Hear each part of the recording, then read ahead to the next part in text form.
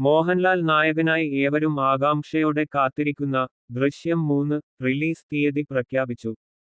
ചിത്രം ഏപ്രിൽ 2-ന് തിയേറ്ററുകളിലെത്തുമെന്ന് അണിയറ പ്രവർത്തകർ അറിയിച്ചു. റിലീസ് തീയതി പ്രഖ്യാപിച്ചുകൊണ്ടുള്ള മോഷൻ പോസ്റ്റർ മോഹൻലാൽ പങ്കുവച്ചിട്ടുണ്ട്. ദൃശ്യം 3 ഹിന്ദി റീമേക്കിന്റെ റിലീസ് തീയതി നേരത്തെ പുറത്തുവന്നിരുന്നു.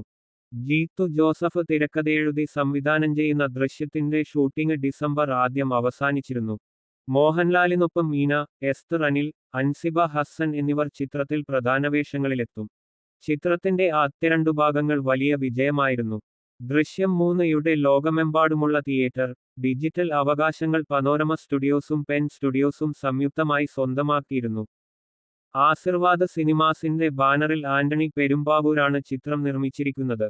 ഇന്ത്യൻ സിനിമയിലെ തന്നെ ഏറ്റവും സ്വാധീനമുള്ളതും ആഘോഷിക്കപ്പെടുന്നതുമായ സിനിമാറ്റിക് ഫ്രാഞ്ചൈസികളിൽ ഒന്നാണ് ദൃശ്യം. സമകാലിക സിനിമകളിൽ ഏറ്റവും ആകർഷകവും വ്യാപകമായി ചർച്ച ചെയ്യപ്പെടുന്നതുമായ ഫ്രാഞ്ചൈസികളിൽ ഒന്നായി ഇന്നും തുടരുന്നുണ്ട് ദൃശ്യം. റെക്കോർഡ് ഭേദിച്ച ബോക്സ് ഓഫീസ് നാഴികക്കല്ലുകൾ നേടിയതിനോടൊപ്പം അസാധാരണമായ പ്രേക്ഷക പിന്തുണയാണ് സിനിമയ്ക്ക് എല്ലാ ഭാഷകളിലും ലഭിച്ചിട്ടുള്ളത്.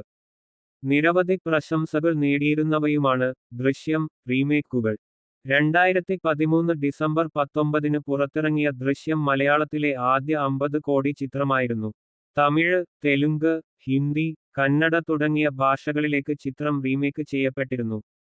2021 ഫെബ്രുവരി 19-നാണ് ദൃശ്യം 2ാം ഭാഗം പുറത്തിറങ്ങുന്നത്. ആമസോൺ പ്രൈമിലൂടെ OTT റിലീസായിട്ടായിരുന്നു ചിത്രം പ്രേക്ഷകരിലേക്ക് എത്തിയത്.